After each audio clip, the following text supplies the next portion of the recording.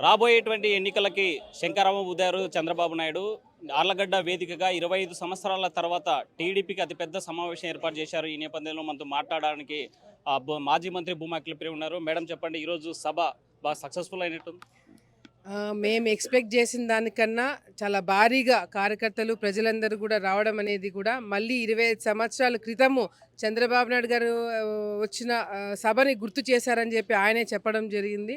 So, ఇది విజయవంతం చేయడానికి కారణమైన ప్రతి ఒక్క కార్యకర్త, వాళ్ళతో పాటు తీసుకొచ్చిన ప్రతి ఒక్కరికి కూడా పేరు పేరు నేను ధన్యవాదాలు తెలియజేసుకుంటున్నాను.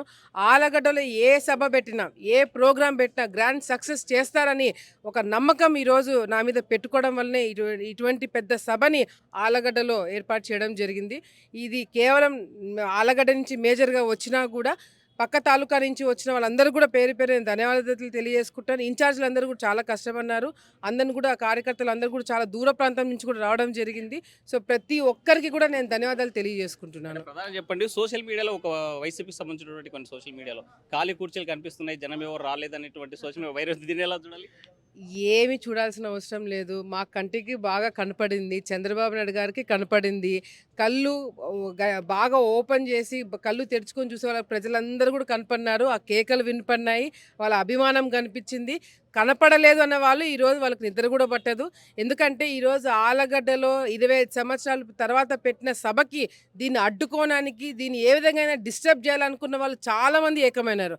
కానీ ఎంతమంది ఏం చెప్పినా, ఏం చేసినా, ఎన్ని పుకార్లు పుట్టించినా కూడా ఈరోజు ఆలగడ్డ ప్రజలు, కార్యకర్తలు దీన్ని గ్రాండ్ సక్సెస్ చేసి ప్రిస్టేజ్‌గా తీసుకొని మళ్ళీ ఆలగడ్డలో కార్యకర్తలు భూమా అంటే ఏందనేది నిరూపించడం జరిగింది.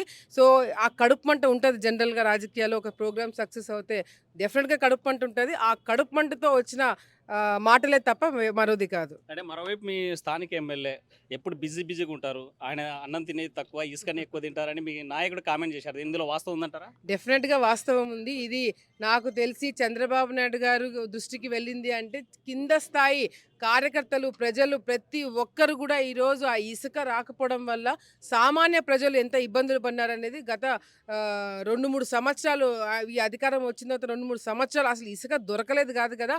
వీళ్ళ ప్రభుత్వమే ఎమ్మెల్యే మనుషుల మీద ఫైన్ ఏసింది. దాదాపుగా 2,00,00,000 కట్టేంత వరకు ఆళ్లగడ్డ ప్రాంతంలో ఇసుక కూడా ఎక్కడ దొరకలేదు. అంత దౌర్భాగ్యమైన స్థితికి ఆళ్లగడ్డ రాజకీయాలను తీసుకురావడం జరిగింది. Total corruption. ఇందాక నేను మాట్లాడినప్పుడు స్పీచ్‌లో చెప్పింది కూడా ఆళ్లగడ్డలోనే కాదు, ఎమ్మెల్యేలందరిని కూడా వైఎస్ఆర్‌సీపీ పార్టీ ఒక రౌడీలుగా, గూండాలుగా తయారు చేసి ప్రజల మీద వదిలిపెట్టడం జరిగింది. దోచుకోండి, అందరినీ కూడా కబ్జాలు చేయండి, అందరి దగ్గర నుంచి కబ్జాలు చేయండి, ఆస్తులు లాక్కోండి అని చెప్పి కూడా ఈరోజు వాళ్ళకి బాగా ట్రైనింగ్ ఇచ్చి జనాల మీదకి వదిలినారు. ఓకే, మరోవైపు చెప్తున్నారు మనం, మీరు చాలా ఆవేదనతో మీరు మాట్లాడినారు. మాట్లాడే సందర్భంలో నా కడుపు మంట ఇలా ఉంది, నాకు జైల్లో నా కొడుకుని తీసుకుపోయేటప్పుడు పడిన బాధ చేసి ఒక కోర్టు వల్ల అనుభవించారు. ఎవరా కోర్టు?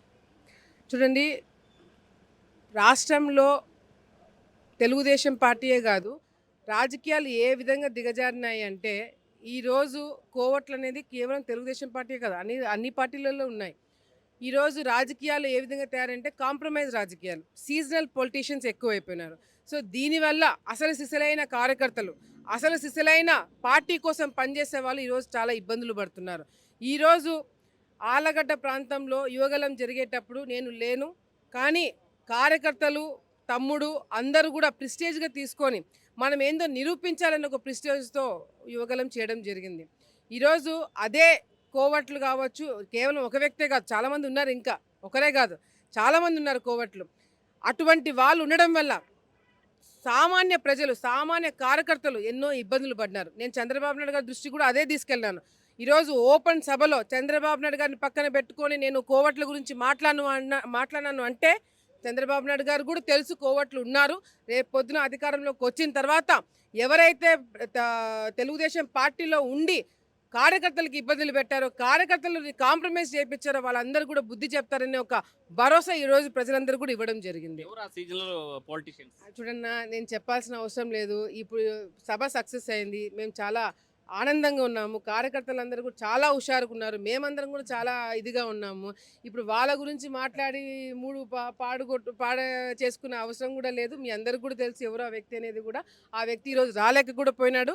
ఎందుకు రాలేకపోయినాడు అంటే ఈరోజు ఏ ముఖం పెట్టుకొని ఎవరి మీద అయితే దాడి చేశారు, ఎవడి మీద అయితే నువ్వు పక్క వాళ్ళతోటి నువ్వు ఎమ్మెల్యేలతో చేయగలిపి నువ్వు తప్పుడు కేసులు పెట్టి అరెస్ట్ చేయించావు, నువ్వు ఈరోజు నువ్వు ముఖం చూపించుకోలేకపోయినావు కాబట్టి రాలేదు, అంతేగాని వేరే ఉద్దేశం ఏం అంటే లేదు. మరోవైపు అల్టిమేట్ జారీ చేశారు జనసేన వాళ్ళకు కూడా. ఇక్కడ స్థానికంగా ఉన్నటువంటి ఇరిగల్ రాంపుల్లారెడ్డి కావచ్చు, ఇక్కడ ప్రముఖమైన కొంతమంది నాయకుల్ని పిలవలేదు, వీళ్ళు రావడానికి స్టేజ్ మీద ఉండడానికి వీలు లేదు, ఏవి సుబ్బారెడ్డి లాంటి వాళ్ళని కూడా అనేటువంటి పరిస్థితి. మీరు నిజంగా అల్టిమేట్ జారీ చేశారల్లా?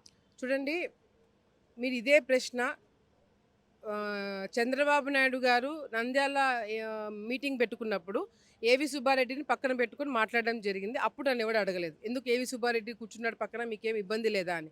కానీ ఈరోజు ఆలగడ్డలో ఈరోజు ఏవి సుబ్బారెడ్డికి ఎటువంటి పాత్ర లేదని చెప్పి పార్టీని ఈరోజు నిర్ణయం తీసుకొని చెప్పడం జరిగింది. డెఫినెట్గా ఏవి సుబ్బారెడ్డిని సభలోకి రావడానికి వీలేదని చెప్పి మేము అల్టిమేట్ చెప్పడం జరిగింది.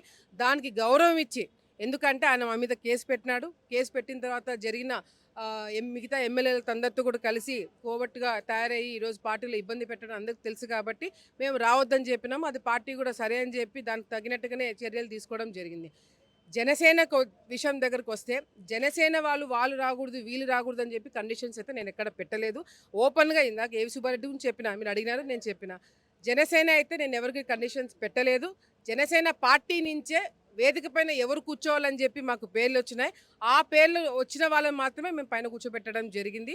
అది కూడా పార్టీ ఆఫీస్ కావచ్చు, లేకపోతే రాబిన్ శర్మ టీం కావచ్చు, మేము కావచ్చు, అందరం కూడా దానికి గౌరవించి దానికి తగినట్టుగానే చేసామే తప్ప జనసేన నుంచి వాళ్ళు రాకూడదు వీళ్ళు రాకూడదు అని చెప్పి మాత్రం నేను ఎక్కడ కండిషన్స్ పెట్టలేదు. ఈ సక్సెస్ మీటింగ్ తర్వాత మీ పార్టీ క్యాడర్లో, పార్టీలో ఎలాంటి జోష్ కనిపిస్తుంది? మా వాళ్ళు ఆల్రెడీ జోష్కుంటారండి. ఎప్పుడైనా సరే, ఏ కార్యక్రమం అయినా సరే, ఏ ప్రోగ్రామ్ అయినా సరే, ఏ టైం అయినా సరే మా వాళ్ళు ప్రతి దానికి సిద్ధమవుతారని చెప్పి ఈరోజు నిరూపించినారు. చంద్రబాబు నాయుడు గారు ప్రోగ్రామ్ యాక్చువల్గా 4:30కి స్టార్ట్ అవ్వాలా, కానీ రెండు గంటలకే మొదలైంది. అయినా కూడా ఎక్కడ కూడా నాకు మాట రానియకుండా, ఎక్కడ కూడా నాకు ఇబ్బంది కలగకుండా ప్రతి ఒక్కరు టైంకి చేరుకొని ఆ సభ మీద స్టేజ్ మీద నేను ఎక్కిన తర్వాత చంద్రబాబు నాయుడు గారితో ఆ స్టేజ్ మీద ఎక్కిన తర్వాత నాకు భూమా నాగిరెడ్డి కనిపించినాడు. ఆ సభని సక్సెస్ చేసినందుకు కార్యకర్తలు అందరూ కూడా చంద్రబాబు నాయుడు గారు కూడా చూడడం జరిగింది. ఈరోజు ఆలగడ్డలో కార్యకర్తలు ఎంత హుషారుగా ఉన్నారు, ఏ ప్రోగ్రామ్ అయినా ఎంత ధీటుగా చేస్తున్నారు అనేది కూడా చాలా స్పష్టంగా అర్థమైంది. ఫైనల్గా మిమ్మల్ని విమర్శించే వారికి మీరేం సమాధానం చెప్పాలి? అసలు నేను ఎందుకు సమాధానం చెప్పాలా? నేను సమాధానం చెప్పాల్సింది ప్రజలకి చెప్పాలా, నా కార్యకర్తలకు చెప్పుకోవాలా. ఈరోజు నేను ఎదుగుతున్నాను కాబట్టి వాళ్ళు నిద్రపోలేకపోతున్నారు, వాళ్ళు ఓడ్చుకోలేకపోతున్నారు. ఆ కడుపు మంట, ఆ కుళ్ళు కుతంత్రాలన్నీ కూడా బయటపడుతున్నాయి. ఈరోజు చంద్రబాబు నాయుడు గారి సభ పెట్టడం అనేది అంత ఈజీ కాదు. ఇది మొదటిసారి నేను పెట్టడం. దీన్ని డిస్టర్బ్ చేయడానికి ఎంతమంది ఏకమైనారన్నా? చంద్రబాబు నాయుడు గారు రాకముందే కొన్ని ఛానల్స్లో ఏ విధంగా పుకారు లేపినారు, ఏ విధంగా మాట్లాడినారు. అయినా కూడా కార్యకర్తలు కానీ, నాయకులు కానీ, చంద్రబాబు నాయుడు గారు కానీ నా మీద నమ్మకంతో తప్పకుండా ఈ సభని సక్సెస్ చేయాలా, ప్రతి ఒక్కరు రాయాలని చూస్తారు. ఆలగడ్డలో ప్రోగ్రామ్ సక్సెస్ అవుతే భూమా అఖిలప్రియ పేరు రాదు, కానీ ఆలగడ్డలో ఫెయిల్యూర్ అయితే అందరు రాళ్ళు తీసుకొని కొట్టడానికి రెడీగా ఉంటారు. కానీ ఈరోజు కార్యకర్తలు చూపించిన హుషారు, కార్యకర్తలు చూపించిన ఉత్సాహం చూసి ఆలగడ్డ ఈరోజు సక్సెస్ అయింది అంటే అది భూమా కుటుంబం వల్ల అని చెప్పి ప్రతి ఒక్కరు కూడా మాట్లాడుతున్నారంటే అది కార్యకర్తల వల్లనే. ఒకటే చెప్తున్నారు, భూమా అఖిలప్రియ ఈరోజు సక్సెస్ కావడం ప్రతి ఒక్క కార్యకర్త పనిచేశారు. రాబోయేటువంటి ఎన్నికల్లో మాత్రం ఇదే చూస్తూ 2024 ఎన్నికల్లో జరిగేటువంటి ఎన్నికల్లో మాత్రం టీడీపీ విజయం సాధిస్తున్నట్టున్నారు భూమా అఖిలప్రియ. వీడియో జర్నలిస్ట్ చంద్రశేఖర్తో హుసేన్, ఆర్టీవీ కర్నూలు. మరిన్ని వీడియోస్ కోసం ఛానల్ ని సబ్స్క్రైబ్ చేయండి, లేటెస్ట్ అప్డేట్స్ కోసం వాట్సాప్ ఛానల్ ని ఫాలో చేయండి అండ్ లింక్ డిస్క్రిప్షన్ లో ఉంది.